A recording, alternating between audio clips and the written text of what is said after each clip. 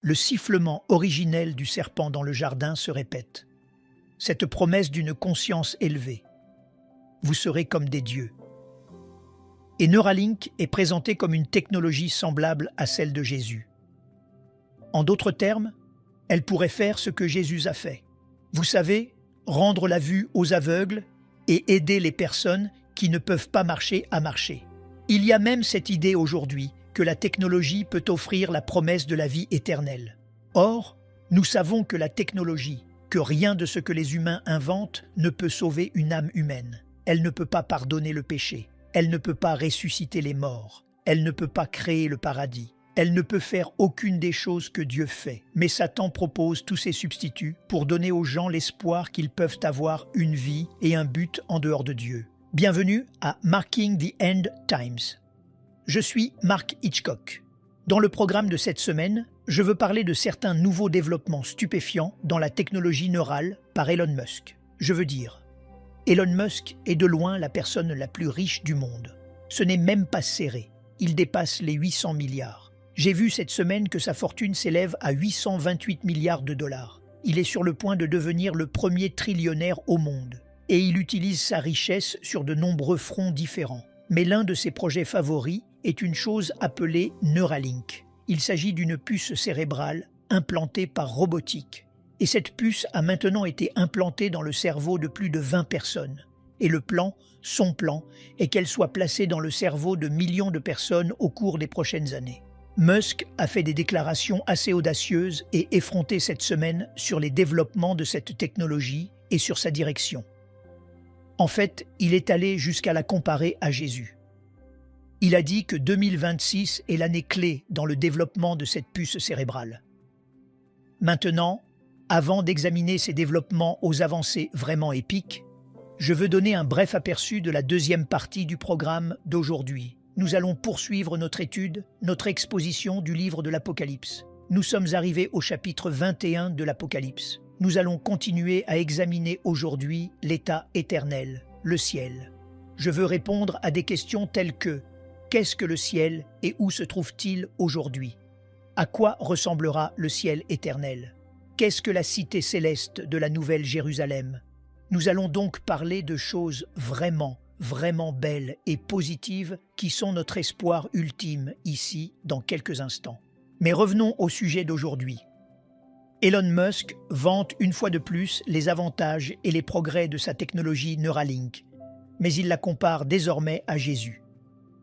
Un site que j'ai lu en ligne cette semaine indiquait que le milliardaire technologique et entrepreneur Elon Musk a fait l'éloge le dimanche 24 mai de sa société de puces cérébrales Neuralink, qualifiant son travail de technologie de niveau Jésus pour permettre aux gens de contrôler un ordinateur par la pensée et aux aveugles complets de voir. Il dit que restaurer le contrôle des personnes tétraplégiques et restaurer la vue sont, selon lui, des avancées majeures. Il a déclaré cela récemment lors d'un sommet et il dit que c'est en quelque sorte ce qu'il pourrait appeler des technologies de niveau Jésus. Eh bien, c'est intéressant pour moi car, à bien des égards, c'est un écho de la Genèse chapitre 3. Vous serez comme des dieux. Prophecy News Watch a publié une déclaration cette semaine qui dit que la tentation en Éden n'était pas simplement la rébellion. C'était la promesse d'une conscience élevée. Vous serez comme des dieux, connaissant le bien et le mal. Un article en ligne disait ceci. Musk a déclaré que l'implant Blind Sight de Neuralink pourrait éventuellement aider à restaurer la vision et pourrait même offrir peut-être une vision surhumaine à l'avenir. Il a précédemment parlé de la possibilité que Neuralink donne aux humains des super-pouvoirs à mesure que la technologie se développe davantage. Développer des super-pouvoirs, des capacités surhumaines. C'est aussi, je pense, un écho du chapitre 11 de la Genèse. La tour de Babel résonne profondément avec ce que nous voyons aujourd'hui. Un homme dirigeait le monde dans la Genèse chapitres 10 et 11, un homme nommé Nimrod, et un homme dirigera le monde dans les derniers temps depuis Babylone. Apocalypse chapitres 17 et 18, je suis dans les derniers temps. C'est donc un peu comme un retour vers le futur. Encore une fois, dans Prophecy News Watch, un excellent article dit ceci. Dans la Genèse chapitre 11, l'humanité s'est unie sous une seule vision pour construire une tour atteignant le ciel, non pas pour glorifier Dieu, mais pour se glorifier elle-même. Les Écritures disent qu'ils cherchaient à se faire un nom. L'humanité était-elle unifiée par l'orgueil, l'ambition et la connaissance collective? Aujourd'hui, les parallèles sont difficiles à ignorer. La technologie moderne, la civilisation moderne est de plus en plus unifiée par des plateformes technologiques mondiales, l'intelligence artificielle, les monnaies numériques, l'identification biométrique et les systèmes de surveillance. L'IA façonne déjà ce que des milliards de personnes voient, croient et consomment chaque jour. La prochaine nouvelle frontière semble être l'esprit humain lui-même. Et l'article poursuit en disant « L'humanité place de plus en plus son espoir dans le salut technologique plutôt que dans la rédemption spirituelle. La tour de Babel moderne n'est pas construite avec des briques et du mortier. Elle a été construite à travers des serveurs, des satellites, des algorithmes, des réseaux neuronaux et peut-être finalement l'esprit humain lui-même. » Ce jour est enfin arrivé. Elon Musk et sa technologie Neuralink portent tout cela à un autre niveau. Maintenant, permettez-moi de faire une pause un instant et de dire ceci. Il y a un énorme aspect positif dans tout cela pour ceux qui sont handicapés. Et je ne veux pas minimiser cela parce que les percées médicales qui aident les personnes qui souffrent sont de grandes bénédictions. Et c'est là la justification réelle du développement de ceci. Mais je crois que c'est juste une sorte de porte d'entrée qu'Elon Musk et d'autres technocrates comme lui utilisent pour étendre ces technologies bien au-delà de l'usage médical. Vous savez, c'est un peu la justification initiale. Les aveugles pourront voir, les tétraplégiques pourront être guéris et toutes sortes de choses se produiront. C'est donc une bénédiction en cela, mais je pense que c'est utilisé comme une porte d'entrée pour emmener cela beaucoup plus largement. Musk a déclaré que l'entreprise prévoit de commencer la production en grand volume de ses dispositifs de puces cérébrales cette année, en 2026. Maintenant, pour faire de cela une réalité, Musk doit développer une armée de chirurgiens robotiques. Les chirurgiens humains ne peuvent pas effectuer cette chirurgie Neuralink. Il existe un site en ligne appelé Moby Health News, dont le titre est « Neuralink d'Elon Musk révèle un nouveau système robotique pour les chirurgies d'implants cérébraux BCI ». Et le sous-titre est « Le robot peut désormais atteindre presque n'importe quelle partie du cerveau et effectuera les étapes clés du processus chirurgical d'implantation de l'interface cerveau-ordinateur de Neuralink ». Voici ce que dit cet article. La société d'interface cerveau-ordinateur BCI d'Elon Musk, Neuralink, a annoncé son robot de nouvelle génération capable d'effectuer des étapes clés lors de l'implantation du BCI de la société. Parce que vous voyez, ils doivent créer les robots pour installer le Neuralink en même temps qu'ils créent la technologie Neuralink. L'article dit qu'après que le chirurgien a créé l'ouverture dans le crâne et aligné le cerveau sur le robot, le rôle du robot est de saisir les fils de l'implant et de les insérer dans le cerveau. La société a déclaré que le robot chirurgical est nécessaire car le BCI de Neuralink comprend des électrodes minces et flexibles, plus fines qu'un cheveu humain, qu'il est presque impossible pour un chirurgien d'implanter une par une. Neuralink a déclaré travailler à l'augmentation du nombre d'électrodes de l'implant de 1000 à 3000 pour améliorer la capture des signaux neuronaux et explore la modification de la conception de son BCI pour améliorer la rétention des fils au fil du temps. La société étudie également des techniques chirurgicales moins invasives telles que l'insertion des fils de l'implant directement à travers la dure-mère entourant le cerveau. Il crée donc une armée de ces robots qui peuvent être employés partout dans le monde pour installer ces puces cérébrales chez les gens. En même temps que tout cela se passe, il y a toutes sortes d'efforts, surtout dans la Silicon Valley, pour inverser ou même arrêter le vieillissement humain. Il existe un endroit appelé Alto Labs.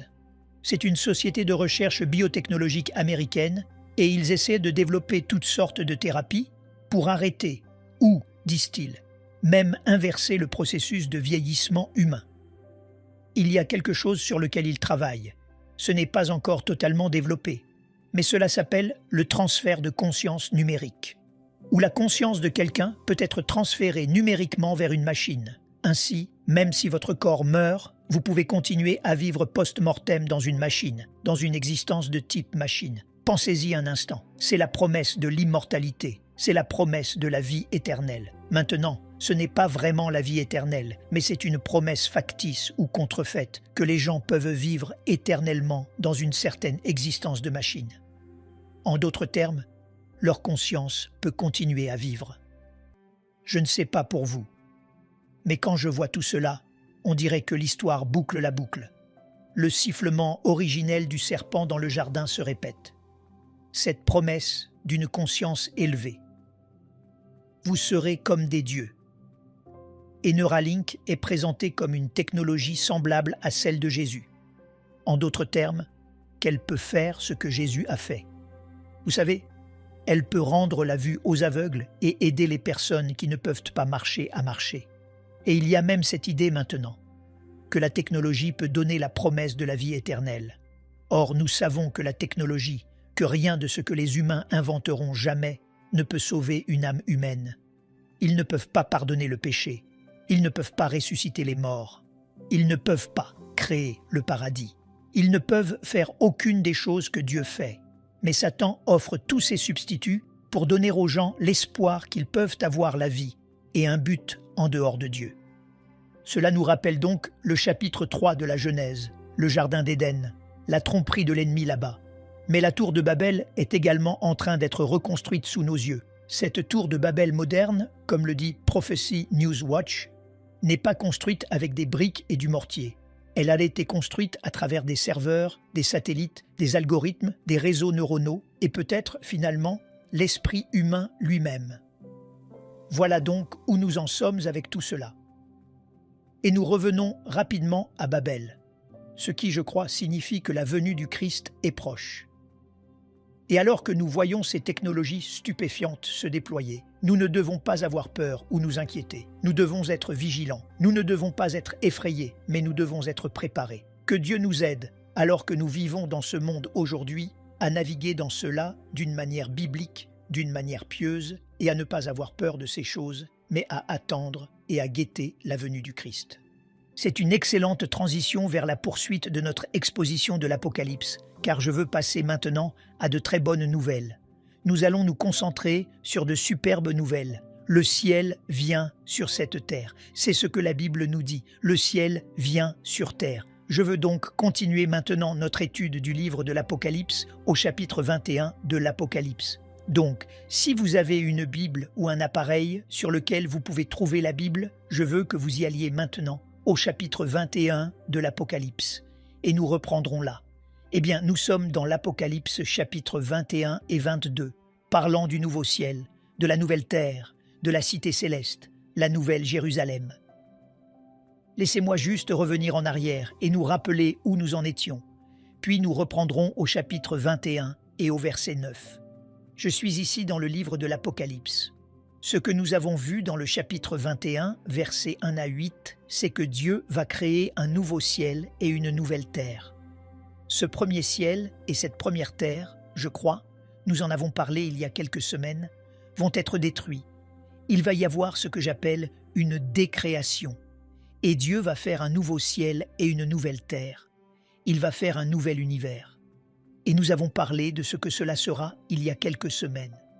Maintenant, voici quelque chose de très important à considérer dans cette étude du ciel. Où se trouve le ciel actuel maintenant et à quoi ressemblera le ciel dans le futur? Parce que, évidemment, le nouveau ciel et la nouvelle terre ne sont pas le ciel actuel, car ils ne seront pas créés avant la fin du règne de 1000 ans du Christ. Ainsi, quand quelqu'un meurt aujourd'hui, quand un croyant meurt aujourd'hui, où va-t-il? Eh bien, il ne va pas dans le nouveau ciel et la nouvelle terre. Il va dans la cité céleste, la nouvelle Jérusalem. C'est le ciel aujourd'hui. Nous allons en parler dans quelques instants. Mais c'est un cube de 1400 milles. C'est comme un continent flottant. C'est la demeure de Dieu aujourd'hui. C'est ce que je crois être le troisième ciel aujourd'hui. Vous savez, le premier ciel est celui où volent les oiseaux. Le deuxième ciel est l'espace lointain. Et le troisième ciel est la demeure de Dieu. Et donc je crois que la cité céleste, la nouvelle Jérusalem, est le ciel aujourd'hui. Lorsqu'un croyant meurt aujourd'hui, c'est là que son âme, son esprit se rend. Cette cité céleste, la nouvelle Jérusalem, est la même que celle que Jésus a décrite dans Jean chapitre 14, comme la maison du Père. Nous devons donc faire une distinction entre le ciel présent et le ciel futur. Ainsi, le ciel présent est cette cité céleste, la nouvelle Jérusalem, la maison du Père, le troisième ciel. Mais un jour, à la fin du royaume millénaire, après que le royaume de 1000 ans du Christ aura suivi son cours, que le jugement du grand trône blanc aura eu lieu, Dieu détruira ou démontera ce ciel et cette terre actuelle, fera un nouveau ciel et une nouvelle terre. Et puis il est dit, « Et je vis descendre du ciel d'auprès de Dieu la ville sainte, la nouvelle Jérusalem. » C'est écrit au chapitre 21, verset 2. « Et je vis descendre du ciel d'auprès de Dieu la ville sainte, la nouvelle Jérusalem, préparée comme une épouse qui s'est parée pour son époux. » Nous voyons la même chose au chapitre 21, versets 9 et 10. Puis un des 7 anges qui tenait les 7 coupes remplies des 7 derniers fléaux vint, et il m'adressa la parole en disant « Viens, je te montrerai l'épouse, la femme de l'agneau. » Maintenant vous dites « Eh bien, attendez une minute, pourquoi la cité céleste est-elle appelée ici l'épouse ?» Je pense qu'elle est appelée l'épouse parce qu'elle sera la demeure de l'épouse. Mais nous savons que l'épouse ici n'est pas seulement une ville. Je veux dire, c'est en fait l'épouse du Christ. Car lorsque vous allez au chapitre 22, il est dit au verset 17 « Et l'Esprit et l'épouse disent « Viens ». L'épouse invite donc Jésus à revenir. Il est donc clair que l'épouse est personnelle. Je pense donc que l'épouse et la cité sont vues comme une seule entité ici, parce que l'épouse du Christ, l'Église, demeure dans la cité céleste, la nouvelle Jérusalem. Il parle donc de la cité céleste comme d'une épouse et en quelque sorte de la façon dont elle est parée pour son mari et comment elle a été préparée par le Christ. Vous savez, la Bible nous dit que Jésus est allé nous préparer une place et il y travaille maintenant depuis 2000 ans. J'aime ce que quelqu'un a dit il y a des années. Pensez à la beauté de ce monde dans lequel nous vivons. Dieu a fait tout cela en 6 jours. Jésus travaille sur cette cité céleste, la nouvelle Jérusalem, depuis 2000 ans. Pensez à ce qu'elle sera. Mais il est dit, « Il me transporta en esprit sur une grande et haute montagne. » C'est une sorte d'allusion au livre d'Ézéchiel au chapitre 40. « Et il me montra la ville sainte, Jérusalem, qui descendait du ciel d'auprès de Dieu. » On pourrait dire que le ciel aujourd'hui est là-haut. C'est là-haut. C'est loin. C'est le troisième ciel. C'est là que Dieu existe, là où demeure sa présence localisée. Mais un jour, il va descendre ici. Il sera ici-bas. Il y aura une nouvelle terre, de nouveaux cieux et une nouvelle terre. Et la cité céleste descendra du ciel, d'auprès de Dieu. Et je pense que cette cité céleste viendra se poser sur la nouvelle terre. Elle sera donc comme la capitale de la nouvelle création, du nouvel univers que Dieu a créé, car il est dit qu'elle descend du ciel d'auprès de Dieu. Et il est dit qu'elle a des fondements.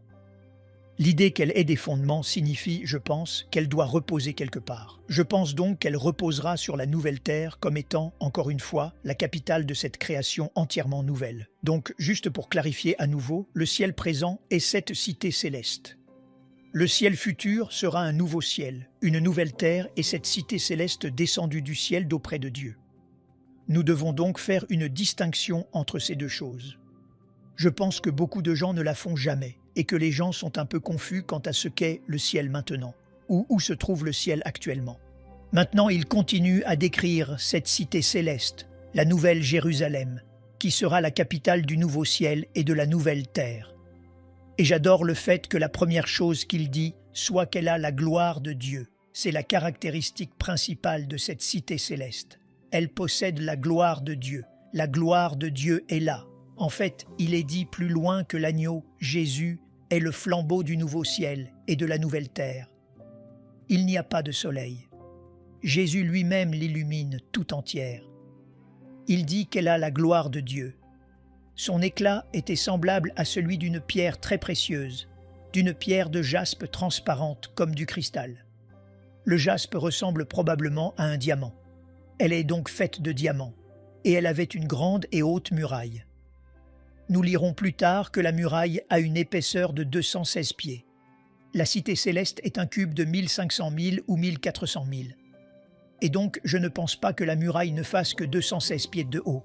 Elle fait 1500 000 de haut, mais elle fait 216 pieds d'épaisseur. Et on se demande, eh bien, pourquoi a-t-on besoin d'une muraille? Eh bien, la muraille symbolise simplement pour nous la sécurité de cette ville. Et remarquez qu'elle a 12 portes. Et aux 12 portes sont 12 anges, et des noms y sont écrits, qui sont les noms des 12 tribus des fils d'Israël. Il y avait 3 portes à l'Orient, 3 portes au nord, 3 portes au midi, et 3 portes à l'Occident.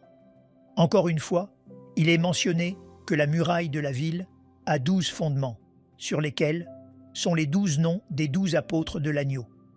Ainsi, vous avez les noms des 12 apôtres, les noms des 12 tribus d'Israël. Ce sera la demeure de l'Église et d'Israël, du peuple de Dieu à travers l'histoire. Vous savez, une chose que je trouve belle ici, c'est que les portes de la ville portent les noms des 12 tribus d'Israël, les 12 patriarches. Si vous revenez à la Genèse et que vous pensez à ces 12 patriarches et à ce qu'ils ont fait, ils ont vendu leurs frères, ils allaient tuer leur frère, Joseph, par jalousie. Ils l'ont vendu comme esclave et ils ont laissé leur père croire pendant une décennie qu'il était mort violemment sous les griffes d'un animal sauvage. Et si vous relisez le chapitre 38 de la Genèse, vous lisez au sujet de Judas et de la méchanceté de son péché. C'étaient des hommes impies, mais ils ont été rachetés. En lisant l'histoire de Joseph dans le livre de la Genèse, ces fils méchants de Jacob, tous les 12, sont rachetés.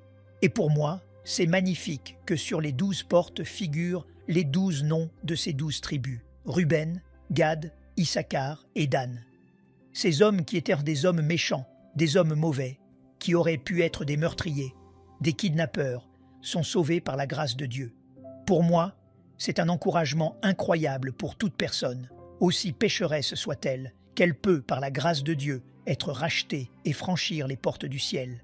Il n'y a personne qui soit hors de portée de la grâce de Dieu.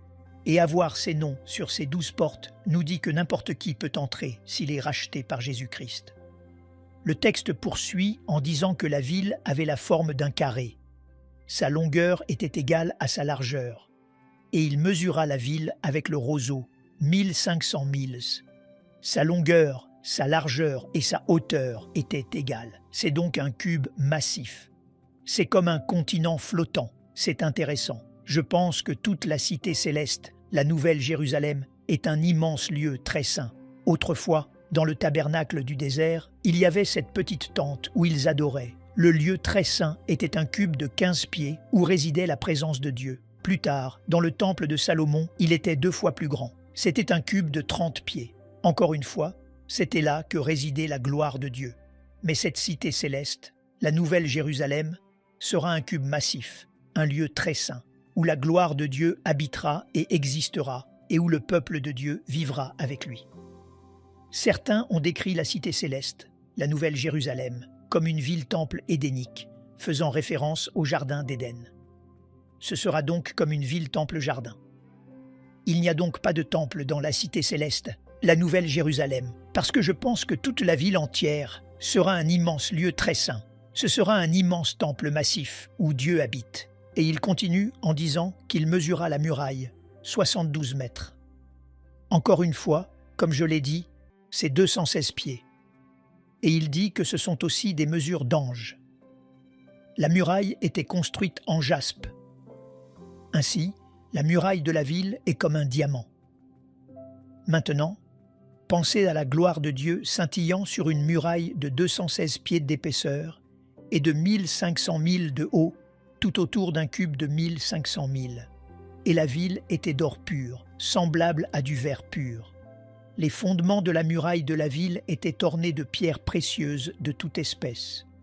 Le premier fondement était de jaspe, le second de saphir, le troisième de chalcédoine, le quatrième d'émeraude, le cinquième de sardoine, le sixième de sardoine, le septième de chrysolite, le huitième de béryl, le neuvième de topaze, le dixième de chrysoprase, le onzième d'hyacinthe, le douzième d'améthyste. Pensez donc à l'éclat éblouissant de Dieu brillant sur tous ces diamants et tous ces merveilleux joyaux qui sont là, des joyaux précieux. Et les 12 portes étaient 12 perles. Chaque porte était d'une seule perle. Or, remarquez ici que Pierre n'est pas aux portes de perles. On pense souvent à ces portes. Il y a en fait 12 portes de perles qui sont là. Et la place de la ville était d'or pur, comme du verre transparent. Je ne vis point de temple dans la ville, car le Seigneur Dieu Tout-Puissant est son temple, ainsi que l'agneau. C'est juste un immense temple massif, ou lieu très saint. Et la ville n'a besoin ni du soleil, ni de la lune pour l'éclairer, car la gloire de Dieu l'éclaire, et l'agneau est son flambeau. Maintenant, voici un verset intéressant, qui trouble parfois les gens. Verset 24. « Les nations marcheront à sa lumière, et les rois de la terre y apporteront leur gloire. » Les gens lisent cela et se demandent, eh bien, qui sont ces gens qui sont en quelque sorte à l'extérieur de cette ville? S'agit-il de personnes perdues ou de personnes qui ont traversé le millénium et qui, pour une raison quelconque, ne sont pas dans la cité céleste? Non, il est dit que les nations marcheront à la lumière. Il s'agit des nations de personnes qui sont rachetées et qui y vivent, et les rois de la terre y apporteront leur gloire.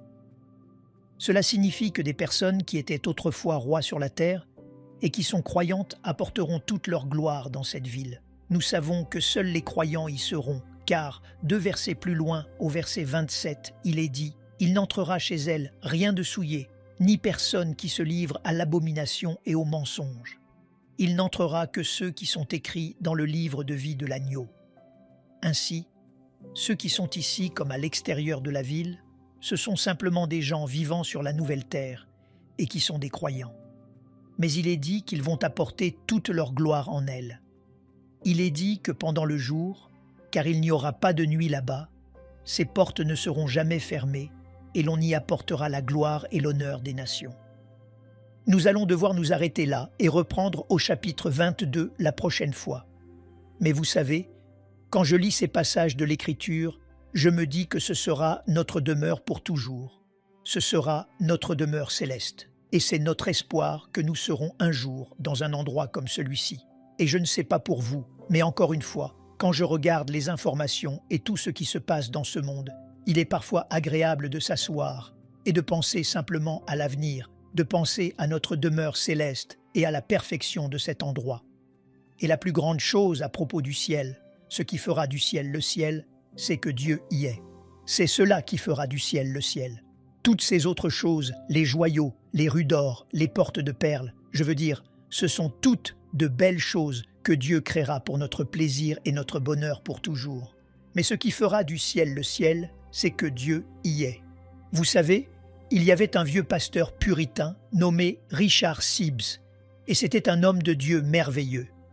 Quelqu'un a dit un jour de Richard Sibbes que le ciel était en lui avant qu'il ne soit au ciel. C'était là le secret de sa vie. Et je repense souvent à cette citation.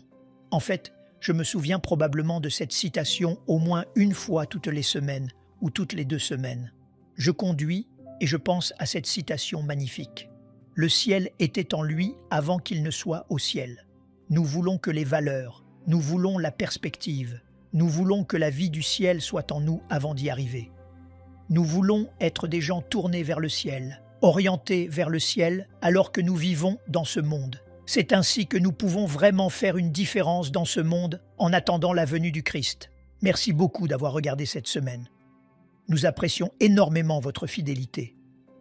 Nous savons qu'il y a beaucoup de choses à regarder. Nous sommes tous occupés. Nous avons tous beaucoup de choses à faire. Et le fait que vous preniez le temps chaque semaine de regarder ces vidéos compte beaucoup pour moi. C'est un encouragement immense. Merci beaucoup. Que Dieu vous bénisse. Nous nous réjouissons de vous voir la prochaine fois.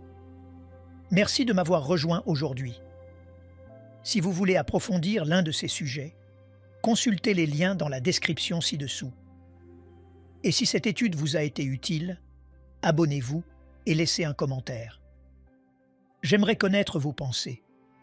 Comprendre la prophétie biblique n'est pas seulement académique. Cela change notre façon de vivre. À la prochaine fois. Nous aimerions vous donner l'opportunité de faire de Jésus le Seigneur de votre vie. Voulez-vous bien prier avec moi? Dites Seigneur Jésus, je me repens de mes péchés. Viens dans mon cœur. Je fais de toi mon Seigneur et Sauveur. Et merci Seigneur